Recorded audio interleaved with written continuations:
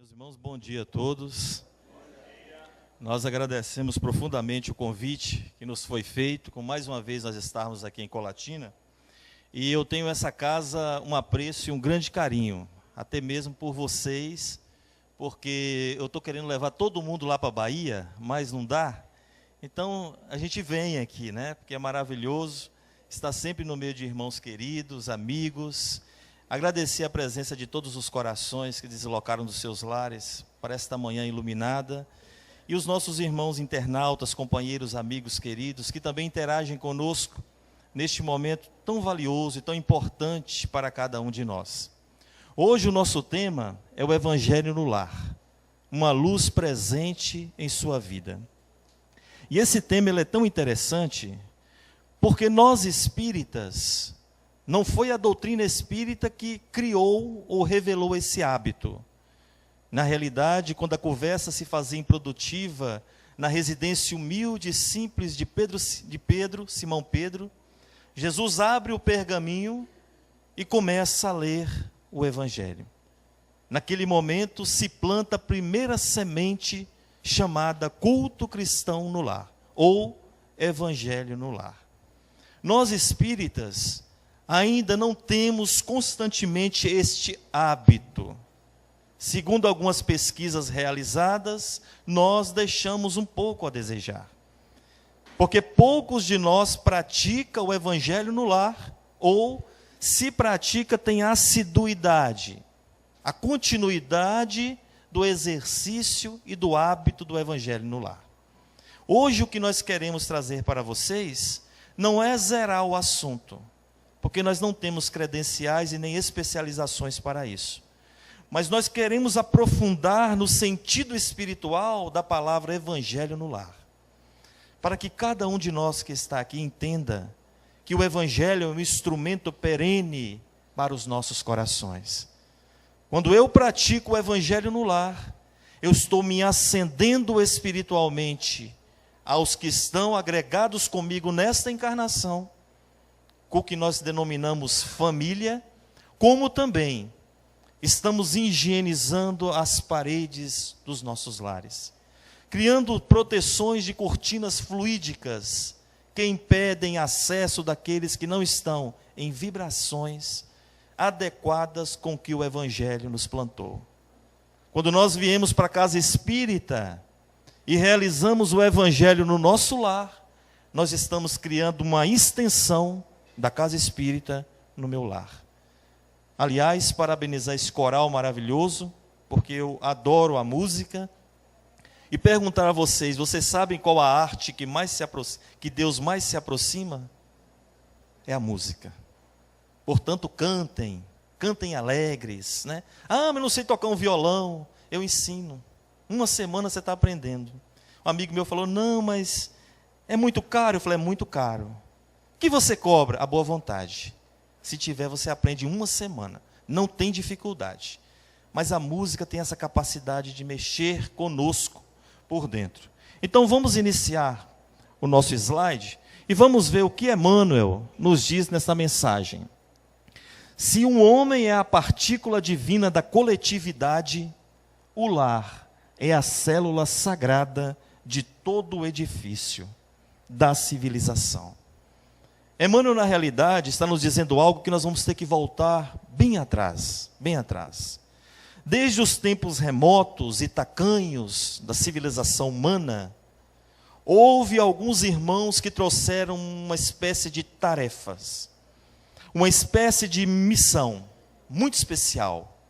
Esses irmãos tinham a tarefa de explorar, de mostrar para nós novos territórios. E vocês vão falar comigo assim, mas o tema é Evangelho no lar, ele está indo lá nos territórios? Sim. Vocês vão entender aonde eu quero chegar. Dentre estes espíritos com essas missões luminares, porque era necessário que a humanidade acordasse e desenvolvesse-se desta forma, nós tivemos alguém chamado Cristóvão de Colombo, o popular Cristóvão Colombo. Era um navegador e explorador, responsável por liderar a frota que alcançou o continente americano, no dia 12 de outubro de 1942. no chamado descobrimento da América. Posteriormente, tivemos também um homem chamado Pedro Álvares Cabral. Este também, um navegador e explorador, teve a felicidade de desbravar um país chamado o coração do mundo, a pátria do Evangelho, pelo nosso querido Humberto de Campos. E aí foi creditado a Pedro Álvares Cabral o descobrimento do Brasil. Muito bem. Só que, dentre esses grandes nomes e exploradores, surgiu alguém chamado Allan Kardec, o inclito codificador da doutrina espírita. Allan Kardec não descobriu um continente. Allan Kardec não descobriu um país. Allan Kardec nos revelou a existência de um novo mundo, o mundo dos espíritos, que nós fazemos parte inevitavelmente, porque um dia nós retornaremos na condição de filhos amados, para tentarmos aliviar um pouco a carga da matéria e novamente retornar a esta escola das almas, no educandário divino chamado Terra. Allan Kardec nos ensina que a morte, o desencarne, não acaba com a vida, que nós continuamos a existir plenamente. Se nós continuamos a existir plenamente, muitos de nós não retornam ao plano espiritual em condições agradáveis. Quando nós não retornamos, nós ficamos aonde? Presos, muitas vezes, em regiões ou na própria matéria. Se o meu lar não está protegido, se o meu lar não está amparado, porque esta primeira ação depende de nós, o primeiro passo. E é isso que nós vamos falar hoje. Muitas vezes, aqueles que não me têm afinidades estão sentados comigo tomando café da manhã, almoçando comigo. Até mesmo no momento íntimo do casal, estão ali sugando energias fluídicas, e nós nem ao menos nos damos conta. Filhos que se tornam de uma hora para outra rebeldes. Famílias que se desintegram, e nós não procuramos buscar as causas, porque esquecemos muito rápido das nossas causas. Passamos a vida inteira com enxaqueca. A minha mãe é assim. Só que nós nunca nos preocupamos em saber a causa da enxaqueca, mas você toma remédio a vida toda. Não arrancamos a raiz do problema. Então é justamente isso que Emmanuel nos fala, de que nós somos uma partícula divina. Você é a luz do mundo, é o sal da terra. Jesus não cansava de nos ensinar isso no seu Evangelho.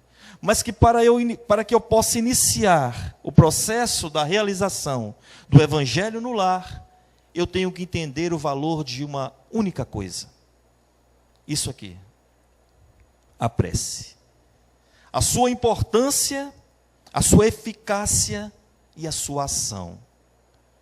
Porque dizia uma nobre, grande mulher de estatura muito pequena, chamada Madre Teresa de Calcutá. Certa feita ela foi entrevistada por um repórter instigante americano, e ele perguntou a ela, Madre, o que a senhora conversa com Deus quando está em prece?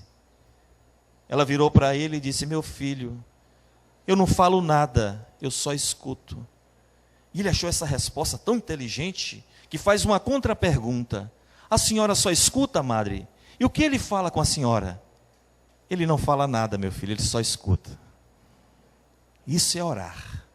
Quando nós sentimos no coração e fechamos os nossos olhos e buscamos a Deus, permitindo que os nossos anjos da guarda, ou se preferir, o teu guia, o teu protetor, porque eles não fazem questão da nomenclatura, isso são coisas meramente humanas.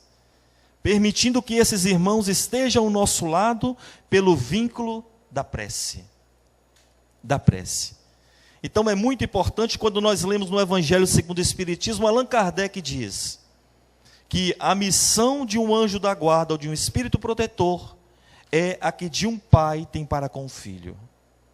E eu pergunto a um pai, você não ama o seu filho? Assim é o teu anjo da guarda. Só que nós temos que tirar urgentemente o hábito de ser pessoas recalcitrantes, que reclama de tudo e que nada está bom. Ontem, às 17 horas, eu estava na nossa casa, no Centro Espírita Emmanuel, fazendo parte de um grupo que nós doamos a sopa para quase 100 crianças.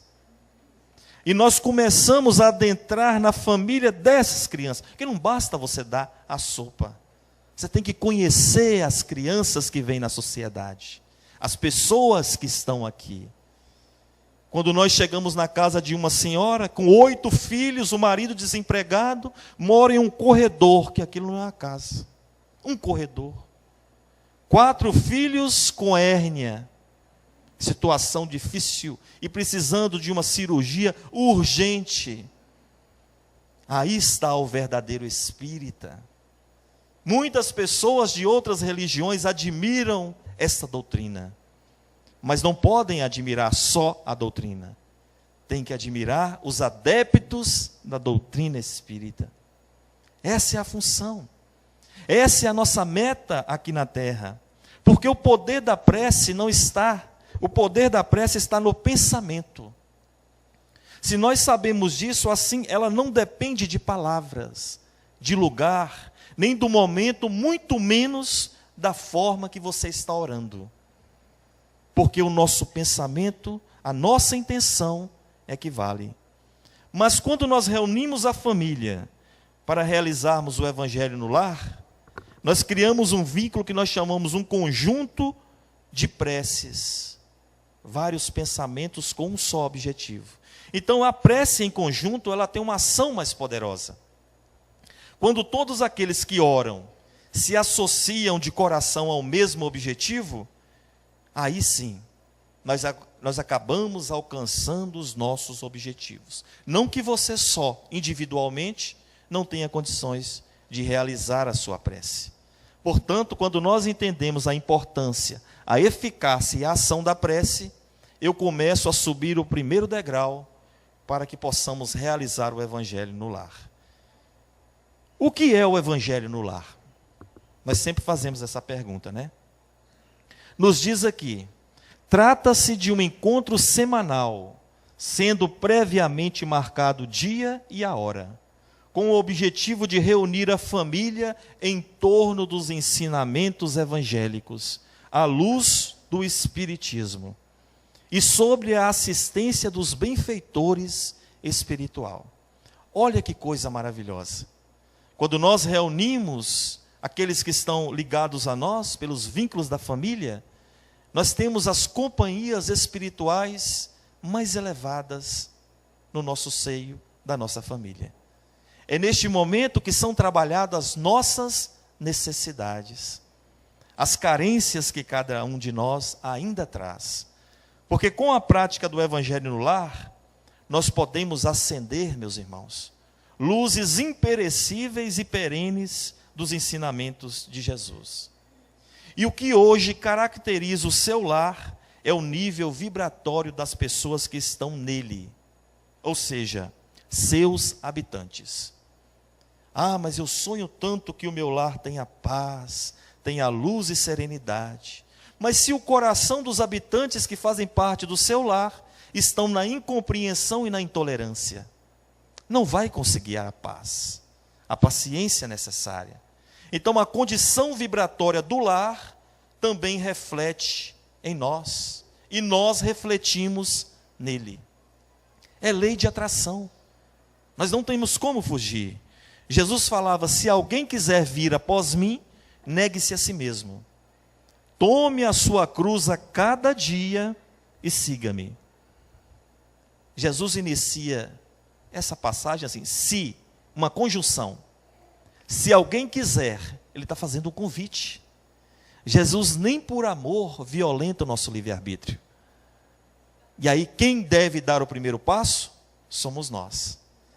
É por isso que a proposta da doutrina espírita às vezes não é atraente. Porque seria muito interessante se eu fosse em um lugar e dissesse assim, aceitei Jesus, Jesus me salvou. Jesus te salvou. Mas nós não fizemos a nossa parte. Por isso que ele fala, ajuda-te, meu irmão, que o céu te ajudará. Batei e a porta se vos abrirá. Nos falando assim, dá o primeiro passo em direção a mim, para que nós possamos caminhar juntos. Então, esse é o convite. Por isso é que é necessário que nós nos coloquemos na condição sempre de conduzidos, não de condutores. Ainda temos essa mania de conduzir as coisas, principalmente o que se trata da espiritualidade. Nós ainda devemos ser conduzidos. Por isso é que a primeira bem-aventurança, bem-aventurados os pobres de espíritos, porque deles é o reino dos céus. Jesus fala de humildade, que significa humus, terra, aonde eu piso, a base. Sem a humildade, fica difícil nós avançarmos nesse sentido. E quais são os principais motivos para que eu possa realizar o evangelho no lar?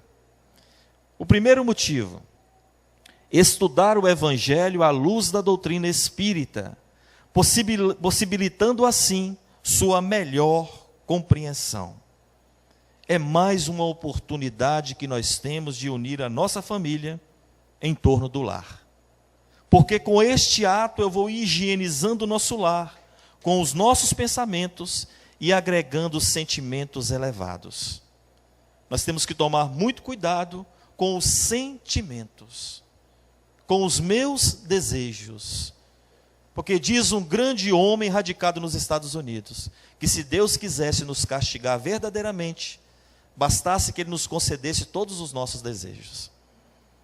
Nem sempre os nossos desejos estão alinhados ainda com a minha condição espiritual, psicológica, com a minha maturidade que eu ainda tenho. Então o Evangelho no lar é um bom momento para se criar uma reflexão. Segundo motivo, procurar viver esta vida segundo a vontade de Jesus, o nosso Mestre. Despertar nos participantes o ensinamento que pede para orar e vigiar os nossos pensamentos. Aí nós vamos lá em Allan Kardec, no Evangelho segundo o Espiritismo, no capítulo Sede Perfeitos, quando ele diz assim: a doutrina bem compreendida, mas sobretudo bem sentida, nos conduzem a realizações fascinantes. Não basta só conhecer. É preciso, de alguma forma, respirar o que se aprende, exercitar. A Madre Teresa, ela diz assim: as mãos que trabalham são mais sagradas do que a boca que reza. Porque a mão que trabalha é a mão que realmente demonstra o que já aprendeu quando esteve aqui na casa espírita. É o que já se sensibilizou com a sua tarefa diante do mundo. Porque todos nós temos uma tarefa. Nós temos uma missão especial. Nenhum filho vem ao seu encontro por acaso. Ninguém cria um laço de matrimônio e se torna um cônjuge simplesmente porque eu encontrei pelo mundo, olhei, minha alma gêmea, encantei, formei um lar. Não é dessa forma. É por isso que nós temos que ter, de alguma forma, a paciência e a tolerância sendo virtudes essenciais dentro do lar. Ninguém, por exemplo, vai chegar para um companheiro, uma companheira, um filho, aqueles que estão no nosso círculo familiar, pegar 2 litros de verdade e jogar na garganta dele abaixo. Ele vai suportar? Não. Nós não suportaríamos. Porque a verdade é como remédio homeopático. Você já tomou remédio homeopático? São gotas.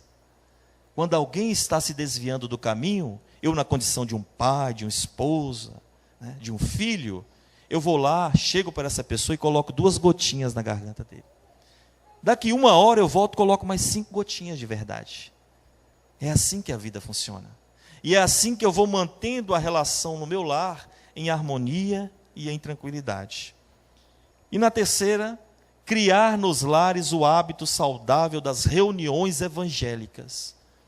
Despertar o sentimento de fraternidade e união entre os participantes.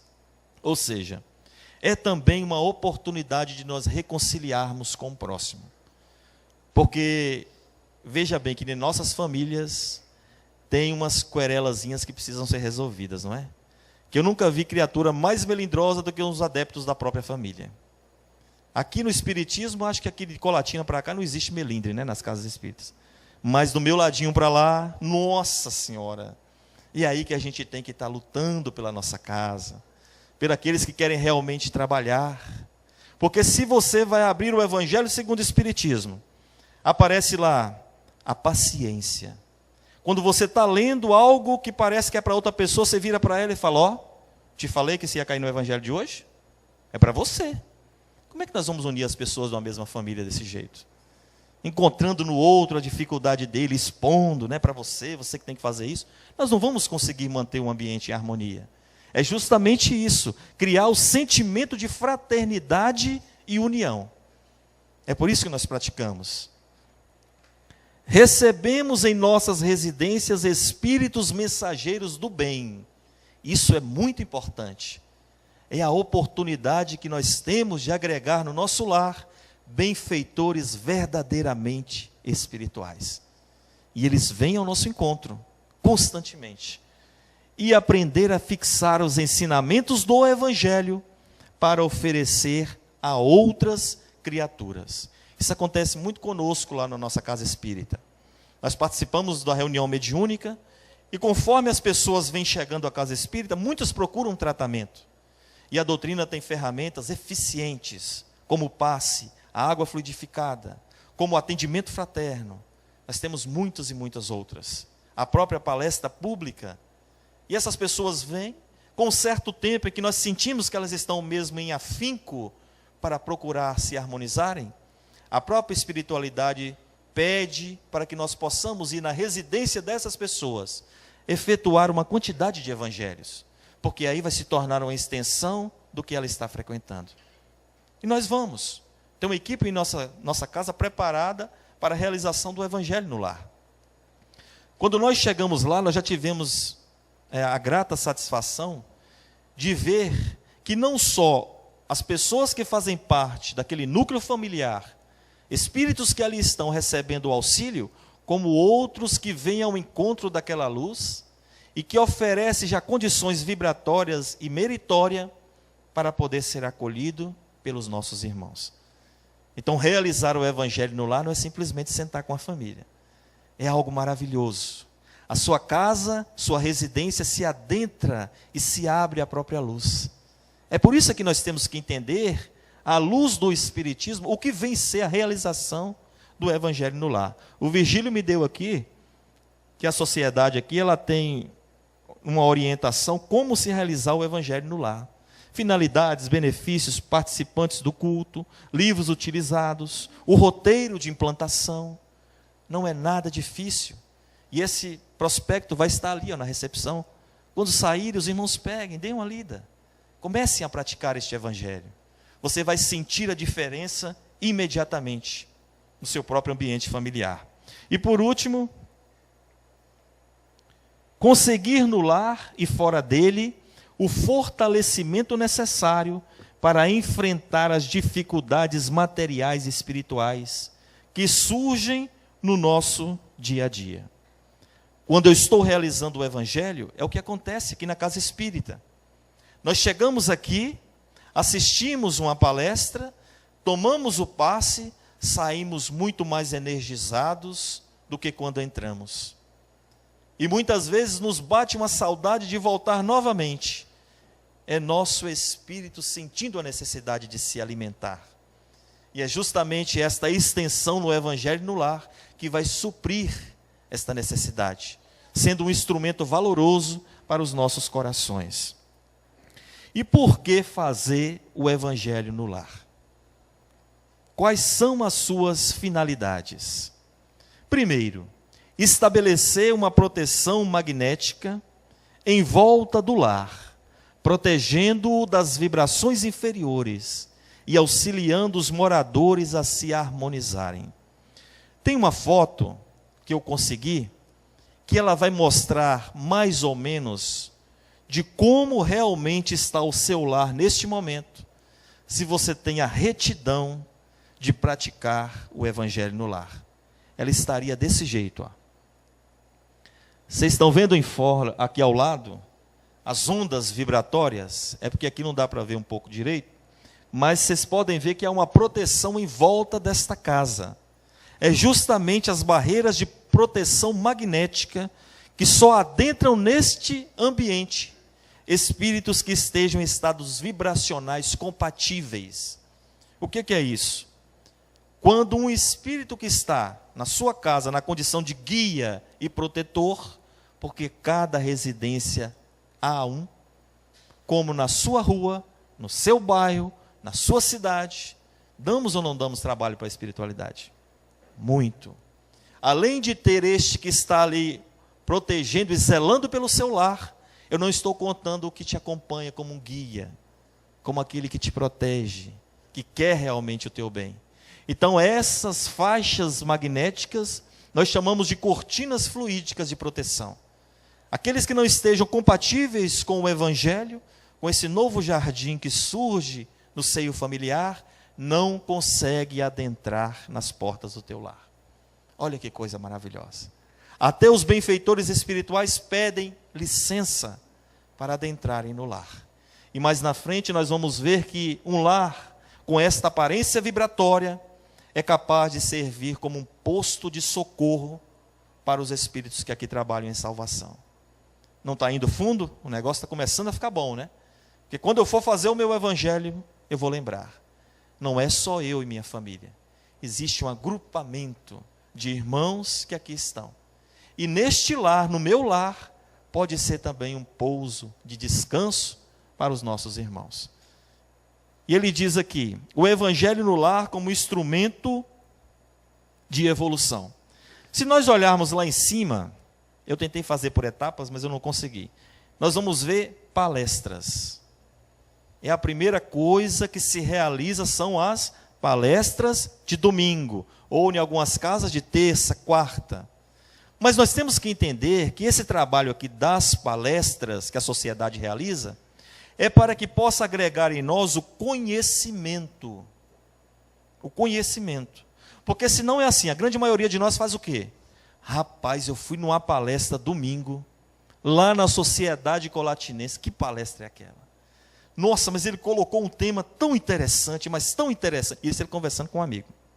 Tão interessante que eu fiquei encantada, ou encantado.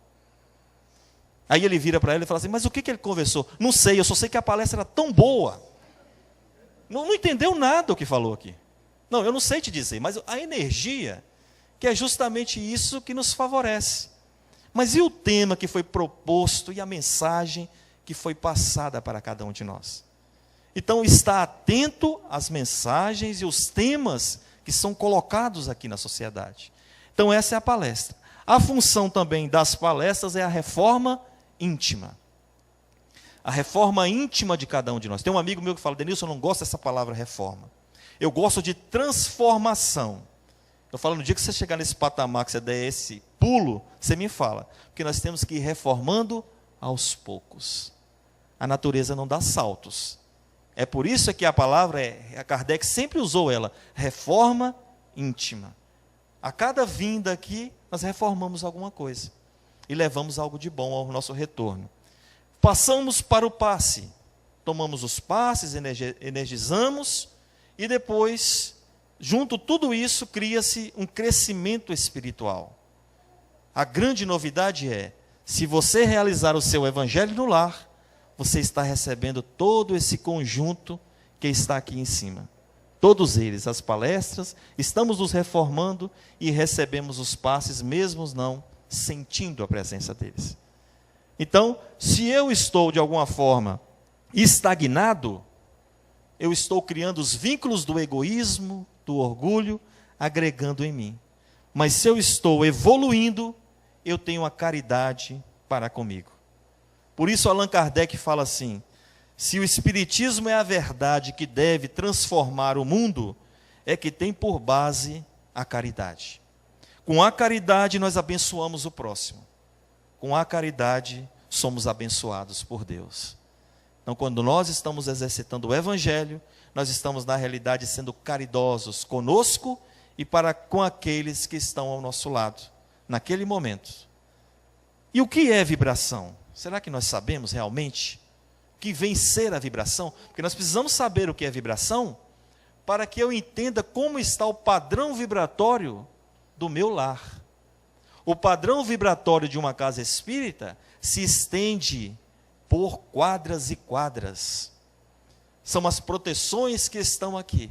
Só adentram irmãos que são permitidos, ou que têm a necessidade de estar aqui. Então ele diz assim: vibração é um processo mental de irradiação fluídica, ou seja, é a emissão de energia através das forças do nosso pensamento, direcionada a algum objetivo específico.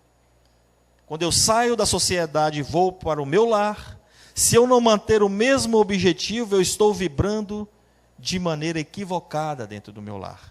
Ou se eu estou aqui dentro me preocupando com um boleto que eu não tenho dinheiro para pagar na segunda-feira, eu estou com o pensamento direcionado a esse objetivo. Começo a vibrar e criar desconexões. Então, vibrar é nós educarmos os nossos pensamentos. E tem algo muito interessante, que quando nós estamos prestes de realizar a nossa prece, nós sempre ouvimos assim alguém que vem fazer a abertura aqui. Falou: pessoal, vamos nos silenciar. Não foi assim que a nossa irmã falou? Vamos procurar nos acalmar para fazermos a nossa prece. Vamos elevar o nosso pensamento a Deus. Quando você eleva o seu pensamento a Deus, você eleva o quê? O seu padrão vibratório. Toda vez que nós realizamos o evangelho no lar, nós estamos elevando o padrão vibratório da família. Todos eles pensam com um só objetivo. É por isso que se elevam. E quando nós elevamos o nosso padrão e o nosso pensamento, cria-se o vínculo da oração. A mãe de Chico Xavier, Dona Maria João de Deus, quem não leu o livro Cartas de uma Morta, psicografado pelo próprio Chico, leia esse livro, que ela vai falar qual era o trabalho dela depois de um bom tempo no plano espiritual. Ela anotava as preces que eram enviadas da própria terra. Ela anotava uma por uma.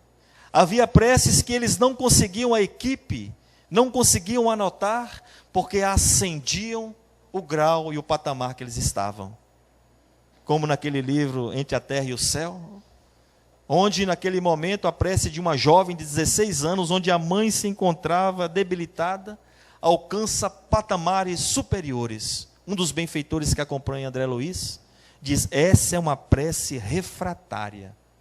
E eles atendem imediatamente, porque o padrão vibratório daquele que emitiu era tão alto, a fé e a esperança de ser ouvida, que eles vêm imediatamente.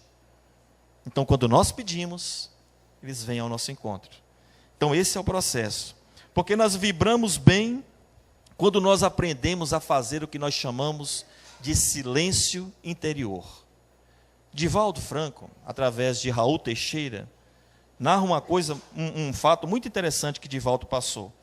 Diz que certa vez Divaldo, em desdobramento, durante o sono, se emancipou e ele foi fazer uma visita a um recém-desencarnado junto com a equipe, de pessoas. E Joana de Ângeles leva esses irmãos e pedem para que fiquem em silêncio. Ela vira para Divaldo e fala: silêncio. Ele falou: nossa, mas ela parece que não está passando bem. Porque eu estou em silêncio, mas ela fala: está em silêncio a boca. Porque o silêncio que faz barulho no além é o pensamento. Aí Divaldo baixa a cabeça e procura equilibrar e harmonizar os seus pensamentos. Pensar no plano espiritual requer responsabilidade. Porque pensamento para eles tem peso, tem cor, tem cheiro, vibra. E é isso que justamente nós precisamos aprender, para seguir o nosso curso, bem diante das nossas obrigações. Agora eu vou passar um vídeo para vocês, que não adianta também nós falarmos de pensamento, de vibrações, se nós não entendermos o que é sintonia. Sintonia. Aí nós vamos entender que aqui é os Amigos da Luz, eu creio que alguns já viram, eles vão estar em Teixeira de Freitas, a 50 quilômetros da minha cidade. Eles vão estar apresentando uma peça lá. Aqueles que quiserem ir, se eu não me engano, vai ser no dia 7 de abril. Estão fazendo uma turnê pela Bahia, comendo acarajé igual loucos, mas são pessoas maravilhosas. Eles vão estar lá em Teixeira de Freitas, né?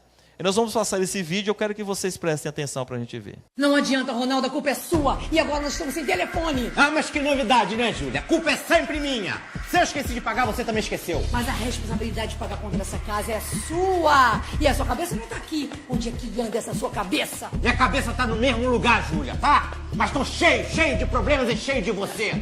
Eu não tenho culpa se o boleto não chegou, porque eu sempre pago essa porcaria. Pagasse pela internet, tá? Isso não é desculpa. Ou você acha que os caras com peninha de você deixaram você usar um mês de telefone grátis? Chega! Eu vou pagar essa porcaria. Agora cala tua boca e me deixa em paz. Pera aí que eu ainda não acabei. Você vai ter que me ouvir sim. Acabou sim. Acabou. Aí. Vambora, fogueira. Aí vai ganhar, cara. Você sabe que eu sou viciado, só jogo com ela. Toma! Ó, Fatalha. Chega, não quero mais ouvir sua voz. Ah, não quer ouvir minha Não voz? quero. Agora você vai ouvir. Chega, Você vai Júlia. gritar feito uma Para, louca. Júlia. Tá bom. Desculpa. Ok? Eu não vou mais esquecer de pagar a conta, tá? Tô com a cabeça cheia de problemas, é isso. Desculpa. Ué, o que tá acontecendo aqui? Eu não tô... Brincadeira com esse negócio de desculpa agora. Ah, ele vive no mundo da lua e você fica fazendo tudo sozinha? Vambora, dá mole pra ele não. Tá bom. Também tô nervosa. Muita coisa na minha cabeça. Vamos parar com isso, vamos? Chama as crianças pra ficar brigando desse jeito. Vem cá, dá um abraço, tá? Não. Brincadeira, perdemos a sintonia. Estraga prazer. Poxa vida. Dá pra vocês pararem de gritar? Eu tô tentando ficar no telefone, essa casa parece de maluco. Maluco, é você que não larga esse troço. Claro, o telefone fica cortado. Mas que inferno, lá vem você também. Ei, voltou. Ei, qual é que é mesmo? Bola, quadrado. Bola, quadrado, triângulo, Hadouken pra trás, vai. Olha aí, vai tomar. Hadouken.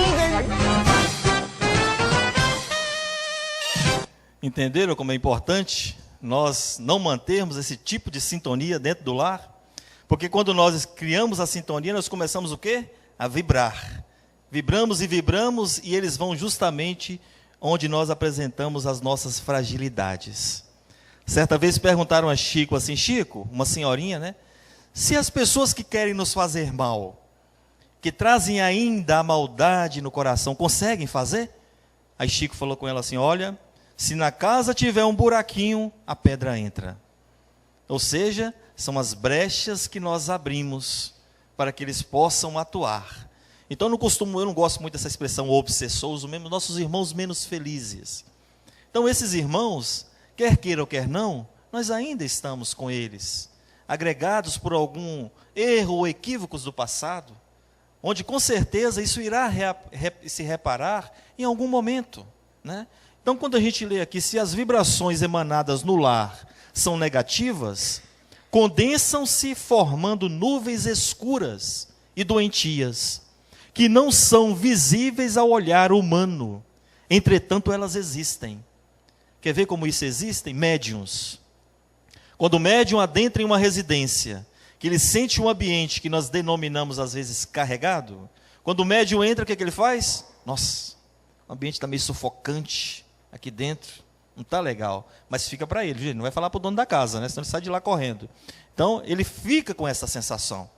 São as sensações que o médium percebe devido às suas antenas psíquicas, que são mais abertas. E eles captam. Como existem no firmamento da crosta terrestre o produto das mentalizações da humanidade. Quando nós lemos e assistimos o filme Nosso Lar, que eu até brinquei com o Carlos, né, Carlos? O sonho do espírito é em nosso lar.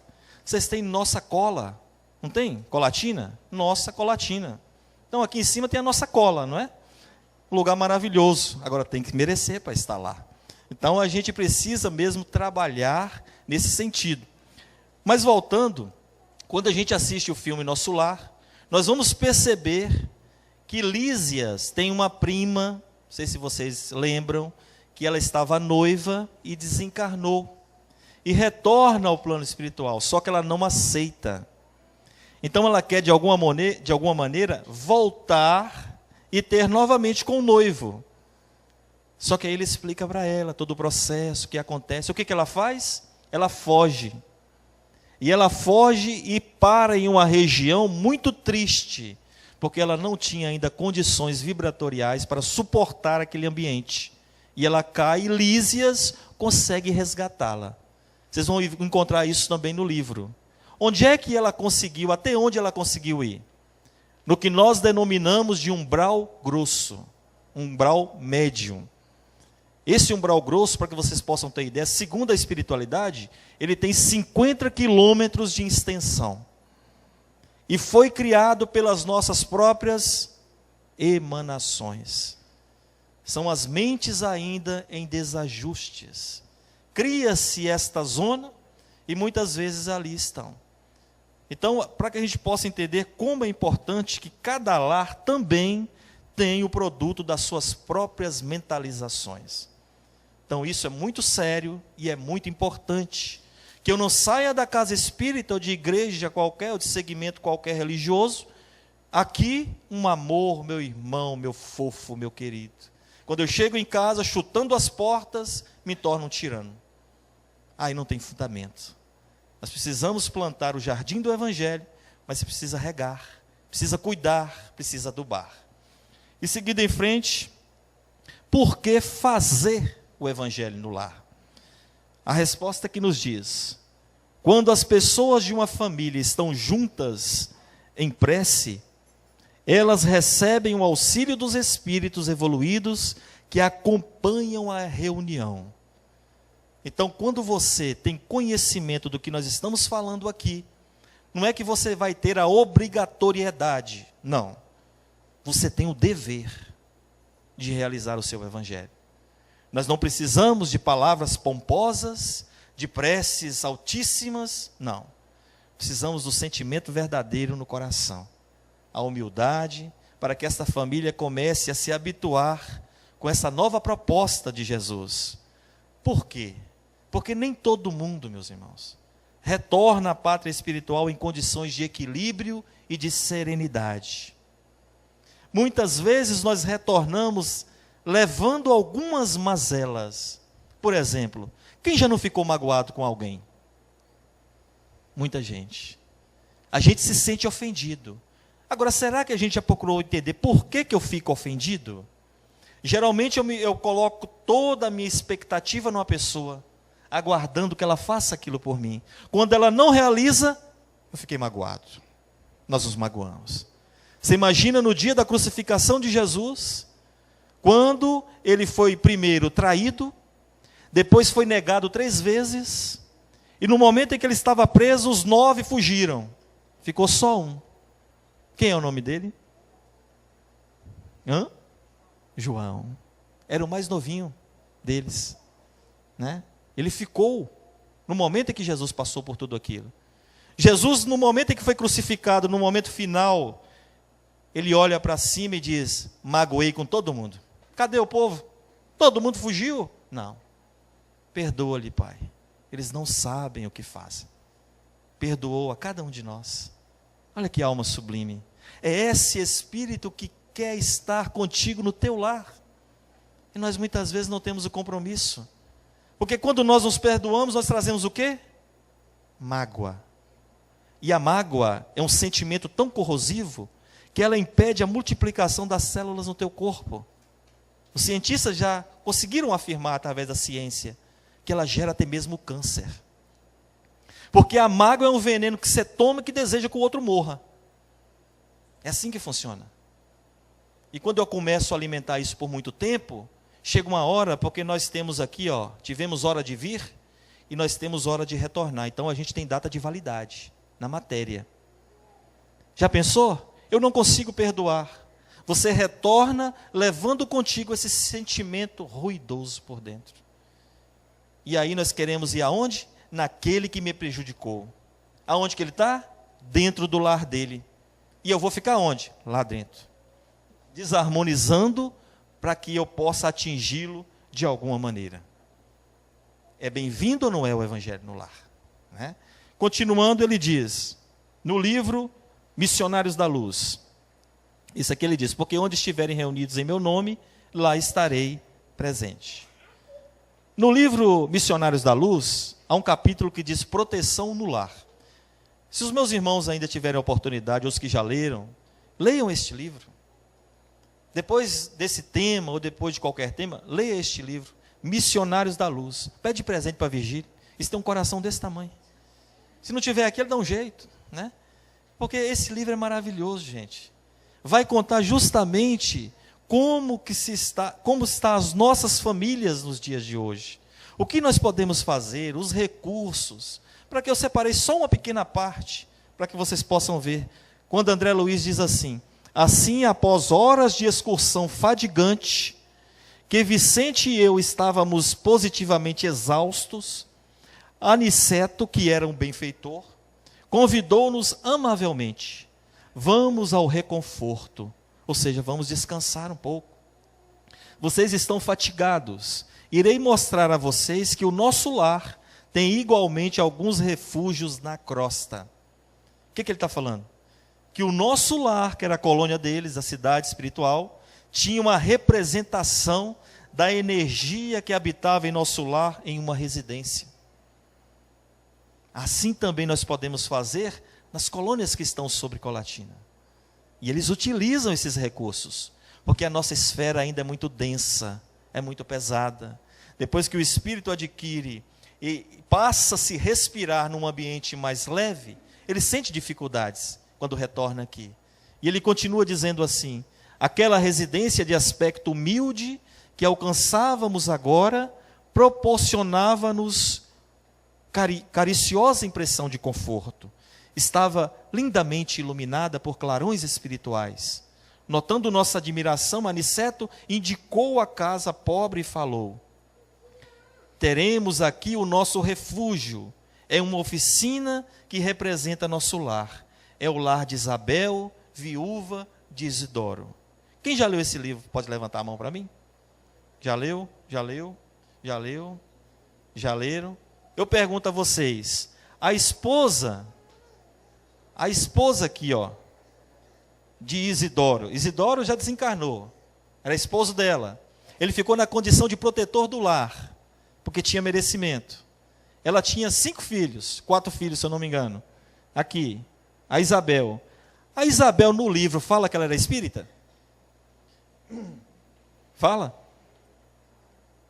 Não, eu vi a mãozinha lá fazendo assim. Não, ela não era espírita. E ela praticava o evangelho no lar. O que se tornou o lar dela? Uma oficina que representava a colônia do nosso lar. E nós somos espíritas? Somos. Temos ou não temos o dever de fazer o evangelho? Temos. E ele continua dizendo aqui: que significava tudo aquilo, André Luiz, né? De outra vez que visitei a minha cidade, meu antigo lar, mas nunca vira tal coisa. Ele estava admirado.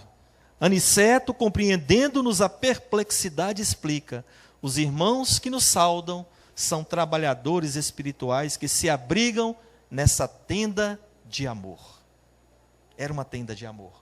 Um cavalheiro simpático e acolhedor abriu-nos a porta e diz André Luiz: tal não aconteceu quando eu visitei o meu antigo lar. As portas cerradas não me ofereciam obstáculos. O irmão que os recebia era o próprio Isidoro. Ao abrir a porta, Isidoro saudou-nos dizendo: a casa pertence a todos, os colaboradores fiéis do serviço cristão. Então essa é realmente a prova que nós temos. Quando André Luiz diz que quando ele visitou a casa dele, as portas cerradas não lhe ofereciam obstáculos, isso é porque ele retornou à casa dele. E nos nossos lares, quem está nos visitando? Será que é o André Luiz da vida? Nem sempre. Então é por isso que nós temos que higienizar e cuidar das paredes espirituais das nossas residências. É um momento também de nós nos higienizarmos. E aí, no slide 14, nós vamos ver aqui algo interessante. Eu trouxe mais ou menos o modelo de como acontece o evangelho no lar. Aqui em cima, nós vamos ver as vibrações que estão emanando no lar devido à realização do evangelho. Nós vemos aqui espíritos perturbadores que são trazidos para receber esclarecimentos e despertados. Não é porque você está fazendo o evangelho no seu lar que outros não podem ser beneficiados. É uma extensão, é uma tenda de amor e compreensão. Aqui nós temos os espíritos que ajudam na explicação evangélica através da inspiração. Aquele que lê o evangelho, aquele que está aqui à frente, o que realiza a palestra, o que está ali fora, nós estamos sendo inspirados a sermos melhores do que somos, a doar o melhor que nós temos.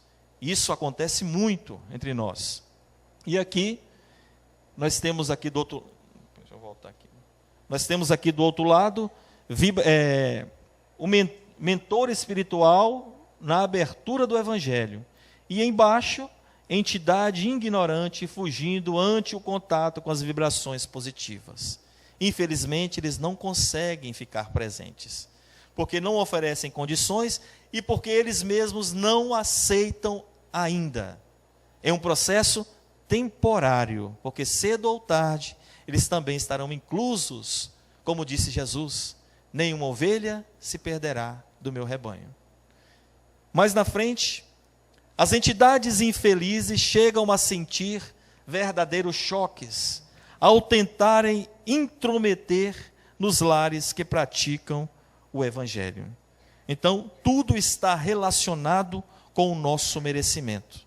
Se nós temos merecimento, nós vamos ter um lar, um ambiente, uma psicosfera muito mais suave, muito mais tranquila para se viver, em harmonia, em entendimento e em compreensão. Porém, nem todas as famílias o realizam com seriedade. Isso é muito importante, essa etapa final. Nem todas as famílias o realizam com seriedade, simplicidade e responsabilidade requerida. Assim que, não se comprometendo e nem tendo a persistência necessária, não conseguirão conquistar todo o bem que ele produz. A paz do mundo começa entre quatro paredes. Isso é muito importante. Nós já fomos chamados algumas vezes a ir a lares, a residências, que falavam comigo assim: Denilson, a gente faz o evangelho, faz sempre, mas eu não sinto uma melhora no meu lar. Eu vejo que as pessoas ainda estão muito impacientes, intolerantes aqui dentro, não se dialoga, grita. E eu disse para ela assim: mas você faz quando? Todos os dias daquela semana com a hora marcada? Não, quando dá vontade. Aí não tem compromisso, seriedade e nem retidão. Aí fica difícil. Porque é você fazer um lindo jardim na frente da sua casa, colocar essas rosas lindas que nós recebemos aqui, e no outro dia você sair pisando em cima do jardim. É a mesma coisa. Então nós não conseguimos manter. Então a questão do manter é importante. Quando eu conheço essas leis, eu consigo viver melhor. Porque Jesus falava assim: conhecereis a verdade, que a verdade vos libertará. A verdade é o quê? É o que está na terceira parte do livro dos Espíritos. As leis morais. Ah, mas é conhecer a minha religião. Também, faz parte. Mas quando eu conheço as leis que regem o universo, aí eu começo a ter a verdadeira liberdade, que é me depositado uma chave. E com a chave eu entro e saio aonde eu quiser. Porque eu conheço os meus limites, eu conheço as leis. Então aqui mais para frente, recomendações para realizações do evangelho no lar. A assiduidade e a pontualidade. Os benfeitores não ficam à mercê da nossa boa vontade, né? São muito importantes, pois a espiritualidade também assumirá o compromisso de comparecer, levando o apoio e o conforto através das energias benéficas de boas intuições. Então, se nós temos o compromisso, nós temos que ter a assiduidade, de saber que eles adentram pelas portas do nosso lar, aguardando o nosso primeiro movimento, que é da realização do evangelho. E por fim, o evangelho no lar. Quando o evangelho penetra o lar, o coração abre mais facilmente a porta ao mestre divino. Jesus sempre aguarda o nosso primeiro movimento ao seu encontro. Quando nós abrimos a porta, o convite para que ele possa entrar, Jesus sempre aguarda que seja o nosso movimento. Porque quando vocês veem uma foto como essa, ela não tem a fechadura do lado de fora, ela só tem do lado de dentro, aguardando a primeira iniciativa, que seja sempre de cada um daquela família. E para que nós possamos finalizar, eu trouxe uma mensagem muito bonita, que é uma poesia, que ela vai falar o quanto é importante nós termos o ato da caridade através do Evangelho no lar, plantando essa semente divina dentro dos nossos corações. Que ela diz assim: Deus te abençoa, pelo gesto de ternura, alma de caridade branda e pura, pela migalha de ventura aos tristes do caminho. Deus te abençoa pela refeição, sem nome que trazes a cada dia, aos cansados viajores da agonia, que esmorecem de fome. Deus te abençoa a roupa restaurada, com que vestes contentes e penosas a nudez de tanta gente que vagueia na estrada. Deus te abençoa pela bolsa de esperança que abre a sós, sem que ninguém te espreite para a gota de leite destinada à criança. Deus te abençoa pelo pano do lençol em que te envolve em doce cobertura os enfermos que choram de amargura à distância do sol. Deus te abençoa e que te conceda as luzes que extinguem, que removes, que reduzem os problemas, as lágrimas e as dores. Deus te abençoe a fala humilde e santa, com que aplacas a ira do escárnio, da calúnia e da frase que perdoa e que levanta. Caridade. Que o teu nome seja pleno de amor profundo, e por tudo que você faz neste mundo, Deus te guarde, Deus te abençoe, e que Jesus nos abençoe. Muito obrigado, e que Jesus esteja conosco.